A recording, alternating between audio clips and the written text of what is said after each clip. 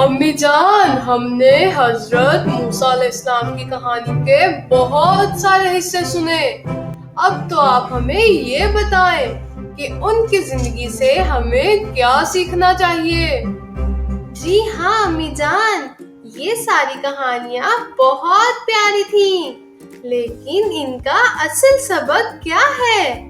میرے پیارے بچوں، حضرت موسیٰ علیہ السلام کی زندگی میں بہت بڑے بڑے سبق چھپے ہوئے ہیں۔ آؤ میں تمہیں چند اہم سبق بتاتی ہوں۔ اللہ پر بھروسہ۔ جب حضرت موسیٰ اور ان کی قوم سمندر کے کنارے تھے اور پیچھے سے فرعون کی فوج آ رہی تھی تو سب گھبرا گئے، لیکن حضرت موسیٰ علیہ السلام نے کہا، ترجمہ کہا، ہرگز نہیں، میرا رب میرے ساتھ ہے، وہ مجھے راہ بتائے گا۔ اس سے ہمیں یہ سبق ملتا ہے کہ مشکل سے مشکل وقت میں بھی اللہ پر بھروسہ رکھنا چاہیے۔ صبر اور شکر۔ حضرت موسیٰ علیہ السلام نے اپنی قوم کی شکایتیں اور نافرمانیاں برداشت کی، لیکن اللہ کی عبادت اور شکر کبھی نہیں چھوڑا۔ ہمیں بھی صبر اور شکر کی عادت ڈالنی چاہیے۔ سچائی اور ایمانداری۔ انہوں نے ہمیشہ حق کی بات کی، چاہے فرعون جیسے طاقتور بادشاہ کے سامنے کیوں نہ ہو۔ ہمیں بھی ہمیشہ سچ بولنا اور حق پر قائم رہنا چاہیے۔ اللہ کے حکم پر عمل۔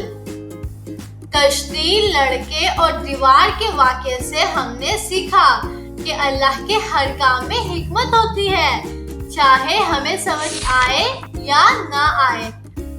ہمیں ہمیشہ اللہ کے فیصلوں پر راضی رہنا چاہیے۔